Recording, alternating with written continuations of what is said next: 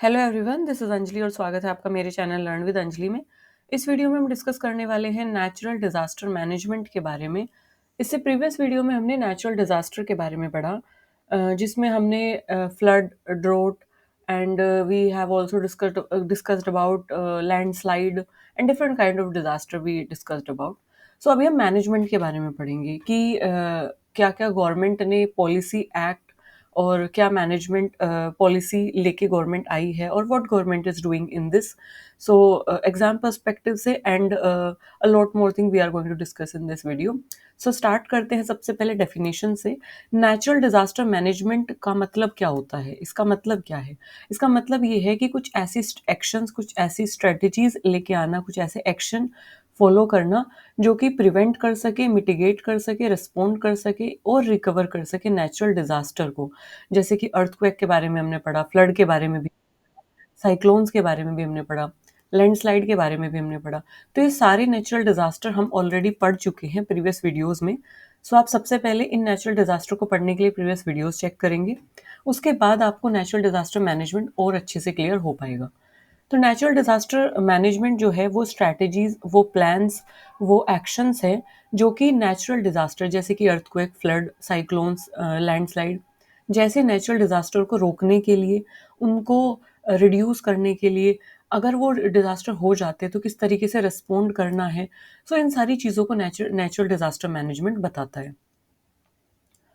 अगर हम natural disaster management की बात करें तो 4 फेजेज़ में कंप्लीट होता है। 4 फेजेज़ के थ्रू हम मिटिगेट कर सकते हैं, रिकवर कर सकते हैं, रिस्पॉन्स कर सकते हैं टू द नेचुरल डिजास्टर।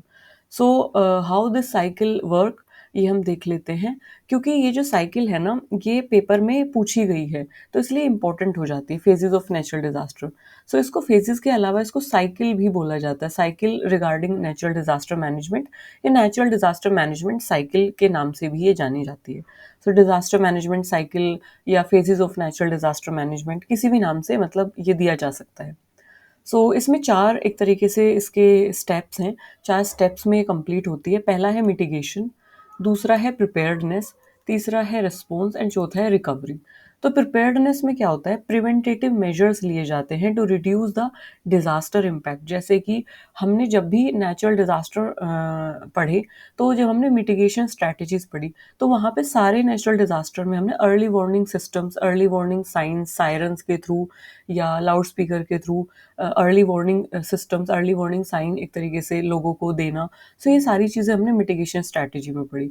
तो सबसे पहली जो मिटिगेशन स्ट्रैटेजी आती है, मिटिगेशन मतलब कोई चीज़ जब हो रही है उससे पहले कोई एक्शन ऐसा लेना कि उस चीज़ को रोका जा सके। तो मिटिगेशन का मतलब होता है प्रिवेंटेटिव मेजर, मतलब किसी चीज़ के होने से पहले उसको रोकने की कोशिश करना। तो जब कोई नेचुरल डिजास्टर होने वाला है तो सबसे पहले तो हम उसे रोकने की कोशिश करेंगे ना।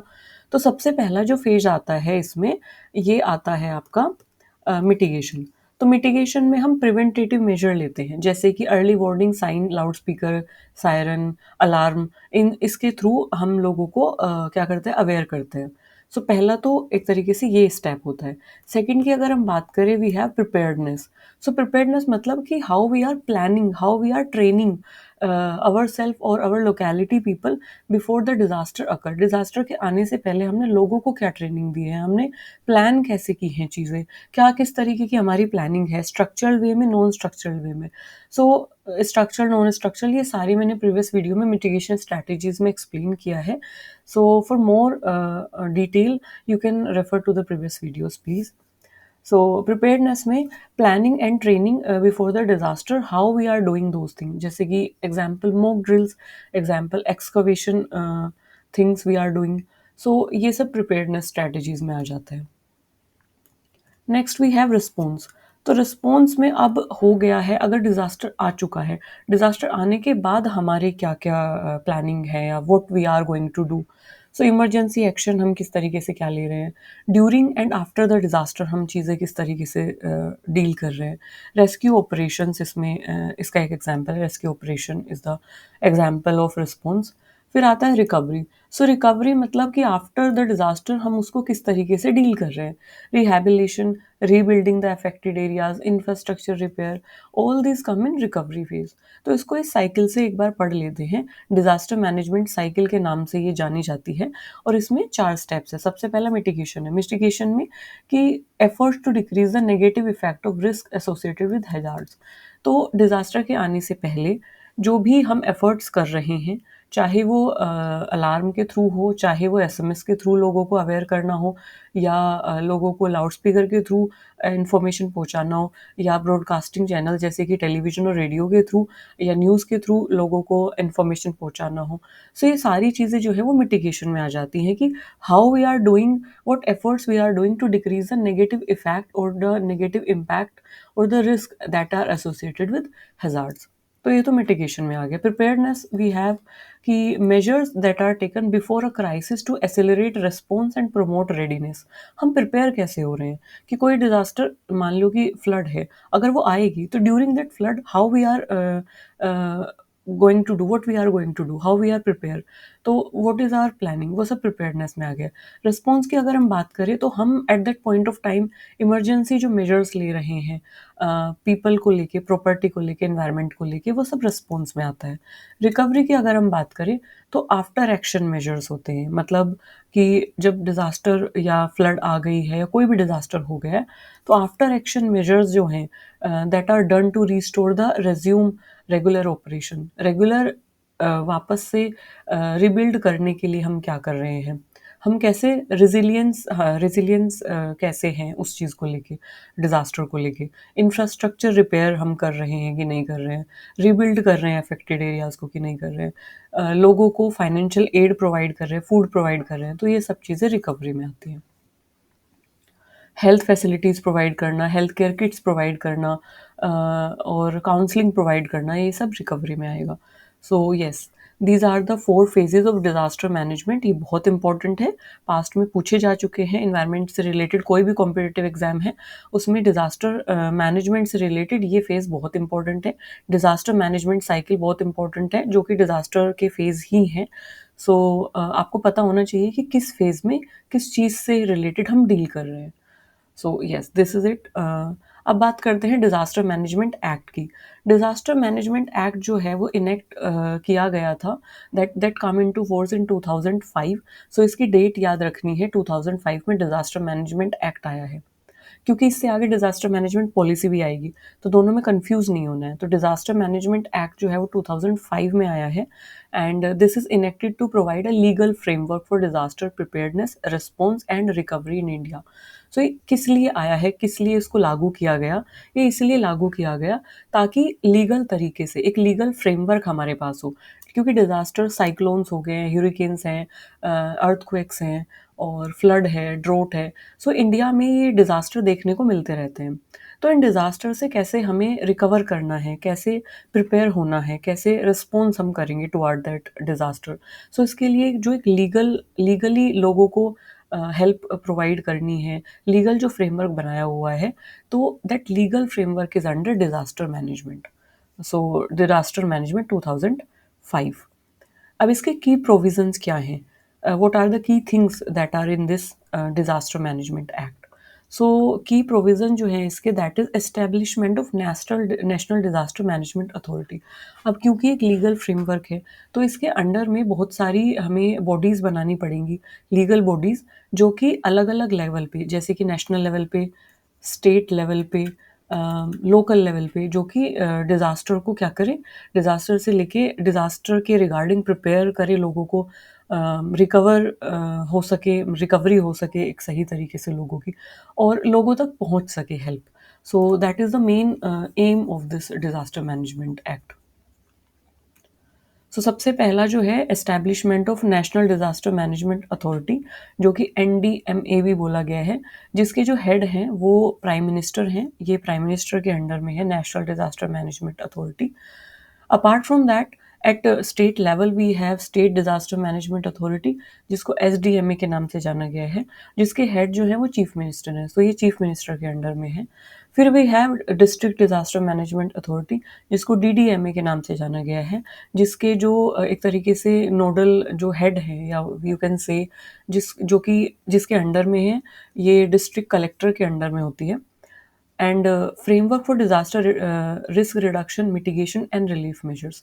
सो इन सारी जो एक तरीके से अथॉरिटीज़ हैं, डिजास्टर मैनेजमेंट अथॉरिटीज़, जो कि नेशनल, स्टेट और डिस्ट्रिक्ट लेवल पे हैं, सो ये सारी जो अथॉरिटीज़ हैं, ये इंश्योर करती हैं कि लोगों तक हेल्प पहुँचे और लीगल तरीके से हेल्प पहुँचे, और ये सब डिजास्टर रिस्क रिडक्शन मिटिगेशन और रिलीफ मेजर को लेके काम करती हैं। Apart from that, we have National Policy on Disaster Management NPDM 2009 में क्रिएट हुई थी। सो डिजास्टर मैनेजमेंट एक्ट की अगर हम बात करें 2005 में क्रिएट हुआ था। जैसे मैंने बताया था कि पॉलिसी भी है, so national policy on disaster management ये 2009 में क्रिएट हुई थी। So what is the key feature of this policy, वो हम डिस्कस करते हैं। Policy guideline to strengthen disaster resilience and preparedness in India, कि डिजास्टर के रिगार्डिंग इंडिया में जो प्रिपेयर्डनेस है उसको स्ट्रेंथन किया जा सके, डिजास्टर को टू स्ट्रेंथन डिजास्टर रिजिलियंस का मतलब है कि जब डिजास्टर हो जाता है, हैजार्ड जब आ जाता है, कैलामिटी जब हो जाती है, तो उसके बाद हम किस तरीके से बाउंस बैक कर रहे हैं, हम नॉर्मल कंडीशन में आ रहे हैं, किस तरीके से आ रहे हैं, वापस से चीज़ों को ठीक करना, कितना जल्दी हम बाउंस बैक कर रहे हैं, मतलब कितना जल्दी हम चीज़ों को रिकवर कर पा रहे हैं। सो रिकवर हम तभी कर पाएंगे जब अलग अलग लेवल पे हमारे पास स्मूथ वर्किंग होगी। नेशनल लेवल पे हेल्प प्रोवाइड होगी, स्टेट लेवल पे हेल्प प्रोवाइड होगी, डिस्ट्रिक्ट लेवल पे हेल्प प्रोवाइड होगी। सो इन सारी चीज़ों को इंश्योर करने के लिए national policy on disaster management लाई गई 2009 में। इसके की फीचर्स क्या हैं? इसके की फीचर है community based disaster management approach. Community based disaster management approach हो गई इसकी एक की feature. Next we have integration of disaster risk reduction in developmental planning. Developmental planning में किस तरीके से हम इंफ्रास्ट्रक्चर को ऐसे बनाएं कि वो डिजास्टर को कहीं ना कहीं विथस्टैंड कर सके, डिजास्टर को मिटिगेट कर सके।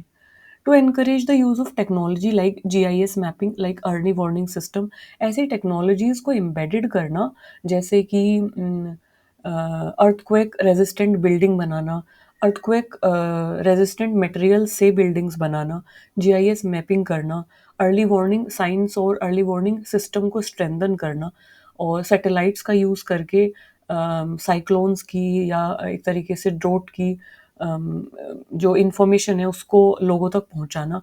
तो बेसिकली इस पॉलिसी का जो मेन एम है वो टेक्नोलॉजी को किस तरीके से हम यूज़ कर सकते हैं डिज़ास्टर प्रिपेयर्डनेस, डिज़ास्टर मिटिगेशन और डिज़ास्टर मैनेजमेंट को स्ट्रेंथन करने में। ये इसका एक तरीके से ये भी इसका एक की फीचर है।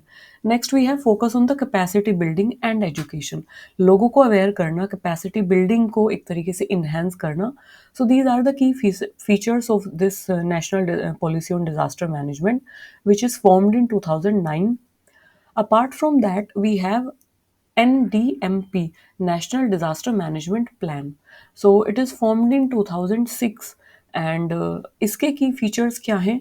So India's first ever comprehensive disaster management plan that is aligned with Sendai framework. So Sendai framework के बारे में भी हम आगे पढ़ेंगे।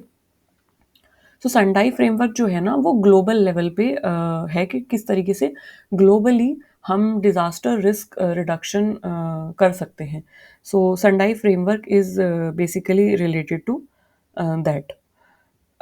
अपार्ट फ्रॉम दैट हम ये तो संडाई फ्रेमवर्क के बारे में हुआ।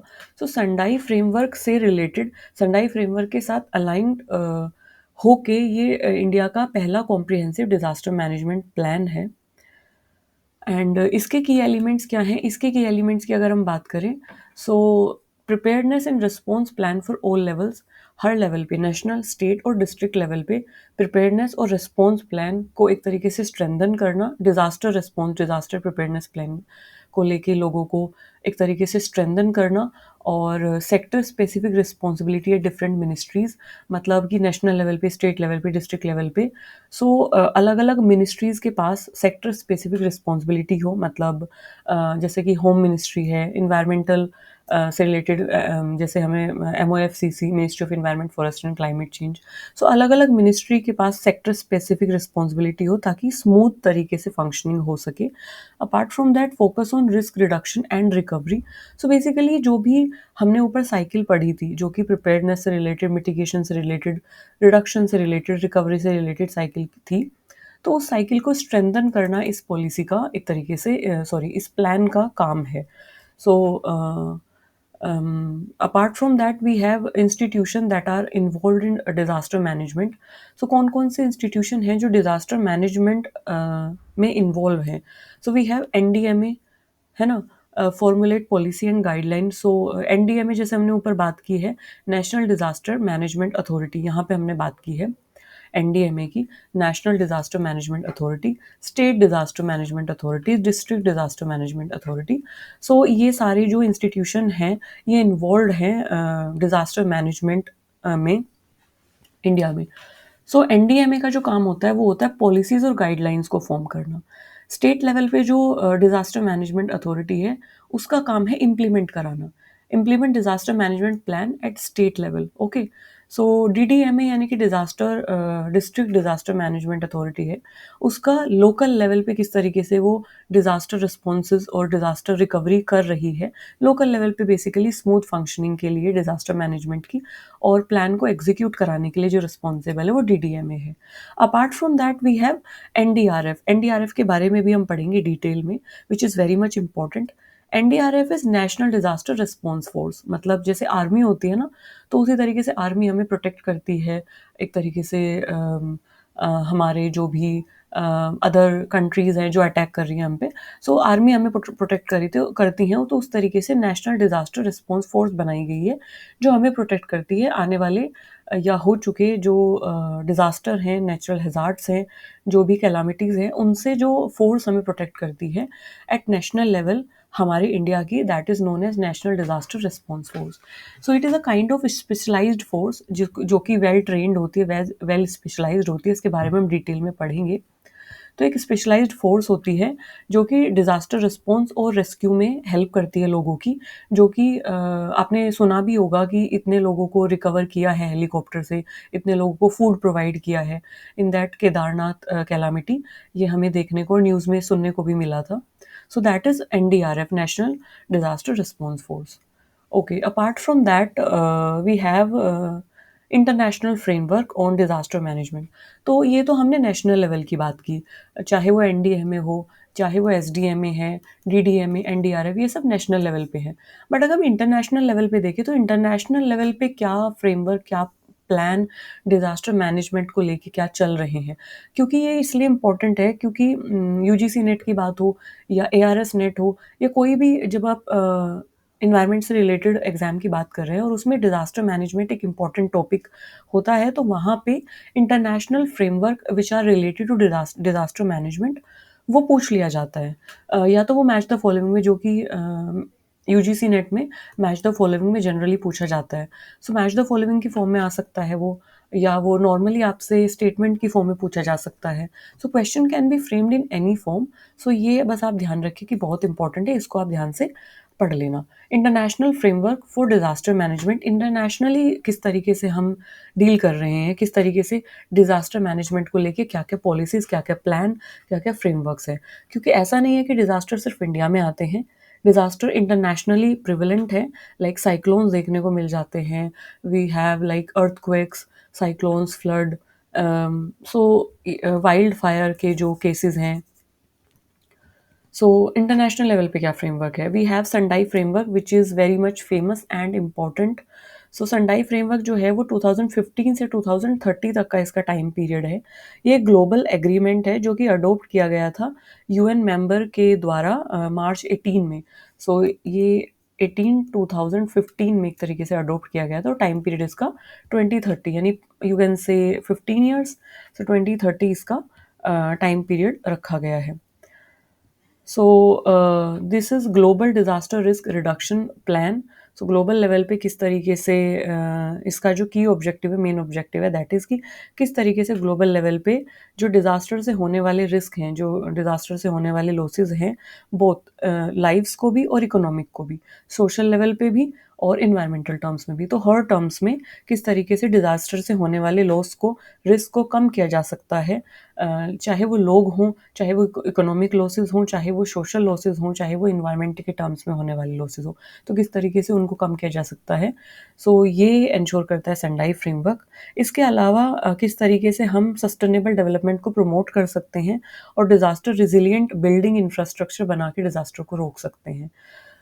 So that is the main aim of this Sendai framework. Apart from that Sendai में हमारा योगो फ्रेमवर्क आता है and Hyogo framework is related to that disaster management. इसमें it proceeded with Sendai and focused on building resilience. So Hyogo framework जो है, योगो framework for action, 2005 से 2015 का इसका टाइम पीरियड है and it was the first global framework जो कि disaster risk reduction DRR adopted है and it adopted at World Conference on Disaster Reduction in January 2005 in Kobe Hyogo Japan. Kobe Hyogo Japan में world conference जो हुई थी disaster reduction को लेके जनवरी में 2005, वहाँ पे इसको अडॉप्ट किया गया and it provide a 10 year plan जो कि 2005 से 2015 इसका टाइम पीरियड है जैसे कि। So it provide a 10 year plan just to make the world safer and just to make the world more like resilient toward natural disaster and natural hazard. So Sendai framework को precede करते हुए ये building resilience पे काम करता है और किस तरीके से वर्ल्ड को नेचुरल डिजास्टर से बचाया जा सकता है उसको लेके काम करता है फ्रेमवर्क। सो इसका अगेन इसका भी काम वही है कि किस तरीके से सोशल, इकोनॉमिक, इन्वायरमेंटल एसेट्स जो हैं उनको बचाया जा सकता है नेचुरल डिजास्टर से। सो मेनली इसका जो काम है वो बिल्डिंग रिजिलियंस पे है कि बिल्डिंग रिजिलियंस का मतलब है कि किस तरीके से हम रेजिस्ट करें, किस तरीके ऐसे पॉलिसी प्लान लेके आएँ, किस तरीके से ऐसे स्ट्रक्चर्ड, नॉन स्ट्रक्चर्स हम मिटिगेशन स्ट्रैटेजीज अपनाएं कि हम मोर रिजिलियंट हो सकें, हम विदस्टैंड कर सकें डिजास्टर से होने वाली जो लॉसेस हैं उन पे। That is the meaning of this. Apart from this we have Paris agreement and Paris agreement 2015 में हुआ था and that address the climate change related disaster. जो भी क्लाइमेट चेंज से रिलेटेड डिजास्टर हैं जैसे फ्लड है, जैसे कि ड्रोट है, जैसे कि साइक्लोन्स हैं, सो ये सारे डिजास्टर क्योंकि पेरिस एग्रीमेंट क्लाइमेट चेंज से रिलेटेड है तो क्लाइमेट चेंज से रिलेटेड डिजास्टर भी हो रहे हैं। सो यस, पेरिस एग्रीमेंट जो है यहाँ पर भी अपना एक योगदान देता है कि किस तरीके से क्लाइमेट चेंज रिलेटेड डिजास्टर को रोका जा सकता है, क्लाइमेट चेंज को कम करके, क्लाइमेट चेंज को रिड्यूस करके, क्लाइमेट चेंज को एक तरीके से कंट्रोल करके basically. So that is the meaning of this. So ये कुछ इंटरनेशनल फ्रेमवर्क हैं, ये कुछ इंटरनेशनल लेवल पे चीज़ें चल रही हैं जो कि डिज़ास्टर मैनेजमेंट, डिज़ास्टर रिडक्शन के लिए ओवरऑल वर्ल्ड लेवल पे काम कर रही हैं। सो इनको पढ़ना, इनको जानना बहुत ज़रूरी है क्योंकि क्वेश्चन यहाँ से किसी भी तरीके से पूछा जा सकता है। संडाई फ्रेमवर्क से पास्ट में यूजीसी नेट में क्वेश्चन पूछा गया है। Apart from that, we have important disaster management initiative in India. So disaster management initiative India level की हम बात कर रहे हैं, जैसे कि आपदा मित्र स्कीम है, कम्युनिटी वॉलंटियर ट्रेनिंग है ये डिज़ास्टर रिस्पॉन्स के लिए। We have cyclone warning system जो कि Indian meteorological department that led early warning sign for coastal region, उसके लिए ये साइक्लोन वार्निंग सिस्टम है। We have NDMP 2016 Integrated Disaster Risk Reduction Planning. We have CRED database that collect disaster related data for policy making. तो ये India level पे disaster initiative हैं जो कि हम डिज़ास्टर से किस तरीके से कोप अप करें, किस तरीके से उससे सही तरीके से लड़ सकते हैं ताकि डिज़ास्टर को बहुत हद तक उसके जो इफ़ेक्ट है उनको कम किया जा सकता है। मैं ये तो नहीं कहूँगी कि एकदम से उसको रोका जा सकता है, बट हाँ, लोगों को वार्न किया जा सकता है और उनके जो इफ़ेक्ट है उसको कम किया जा सकता है। जो लॉसेस हैं, चाहे वो इकोनॉमिक लेवल पे हो, फाइनेंशियल लेवल पे हो, एनवायरमेंटल लेवल पे हो, सोशल लेवल पे हो, उनको रिड्यूस किया जा सकता है। सो इन सभी इनिशिएटिव के थ्रू उनको रिड्यूस किया जा सकता है। सो ये इनिशिएटिव भी इम्पोर्टेंट है क्योंकि डिज़ास्टर मैनेजमेंट इनिशिएटिव से रिलेटेड क्वेश्चन आ सकता है प्रोबेबली। बट हाँ, इससे इम्पोर्टेंट और क्वेश्चन है तो ये उतना इम्पोर्टेंट नहीं जाता, बट येस, इसको एक बार पढ़ के जाना। ओके, अब एक बार रिकैप कर लेते हैं। इसके बाद हम नेक्स्ट वीडियो में पढ़ेंगे एनडीआरएफ के बारे में, that is national disaster response force, जो कि मैंने बताया था बहुत बहुत इंपॉर्टेंट है। सो अभी रिकैप कर लेते हैं कि हमने क्या क्या पढ़ा। हमने काफ़ी कुछ पढ़ लिया है और मैं थक भी गई हूँ, but I will make it like recap you, ताकि चीज़ें वापस से रिकॉल हो जाए आपको। ओके, कलर चेंज कर लेते हैं। Yes.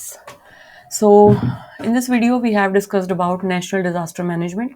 इससे प्रीवियस वीडियो में डिजास्टर के बारे में पढ़ा है सिर्फ, लेकिन उसको मैनेज कैसे किया जा सकता है, गवर्नमेंट क्या स्कीम्स लेके आई है, गवर्नमेंट क्या पॉलिसीज लेके आई है, जो कि बार बार गवर्नमेंट एग्जाम जब बनाती है तो वो बार बार सवाल पूछती भी है। तो इस वीडियो में हमने उसी से रिलेटेड चीज़ें पढ़ी हैं। तो सबसे पहले हमने पढ़ा कि ये जो नेशनल डिजास्टर मैनेजमेंट है, इसमें एक नेशनल डिज़ास्टर मैनेजमेंट साइकिल आती है। तो साइकिल वो जो साइकिल है वो एक तरीके से हमें एक लेआउट प्रोवाइड करती है कि लेवल बाय लेवल हम किस तरीके से डिज़ास्टर मैनेजमेंट कर सकते हैं। सो इसमें सबसे पहला जो आता है वो मिटिगेशन, प्रिपेयर्डनेस, रिस्पॉन्स और रिकवरी। सो इन 4 स्टेप्स के थ्रू हम रेज़िलिएंट बन सकते हैं डिज़ास्टर के टुवर्ड, विथस्टैंड कर सकते हैं हम डिज़ास्टर के toward, and this cycle help us to this cycle help us to understand कि हमें क्या क्या एक्शन लेने हैं किस टाइम पर, basically pre disaster, during the disaster and post disaster. So this is about that. Apart from that we have discussed about disaster management act, जो कि 2005 में आया था। इसके अलावा हमने बात की national policy on disaster management, जो कि 2009 में आई है। We are discussed about national disaster management plan, जो कि 2016 में आया। Apart from that we are discussed about various institution जो कि डिज़ास्टर मैनेजमेंट में इन्वॉल्व हैं, कि किस तरीके से डिज़ास्टर को मैनेज करना है। तो उसमें जो भी इंस्टीट्यूशन काम कर रहे हैं, जो भी इन्वॉल्व है, उनके बारे में हमने पढ़ा।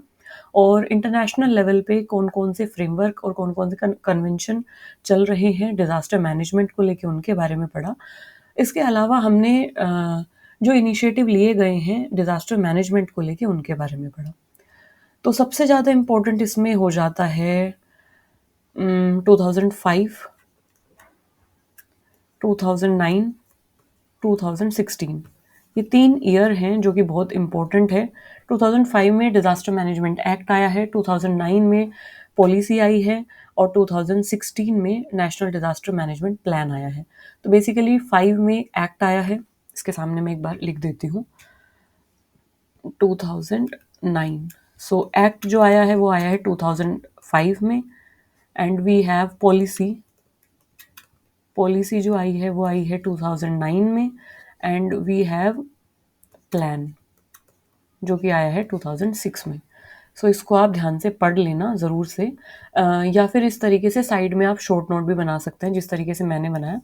तो इस तरीके से act in 2005, disaster management act in 2005, we have policy disaster management policy in 2009, and we have planned disaster management plan in 2016.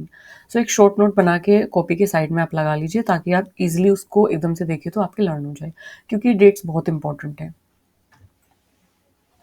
Okay, so this is it in this video. If you have any query, drop that query in the comment section. I will be more than happy to cater that. तब तक के लिए हंसते रहिए, मुस्कुराते रहिए. Thank you for listening me so patiently. And remember, learning should never be stopped. So keep learning, keep growing. Thank you for listening me so patiently. Bye bye.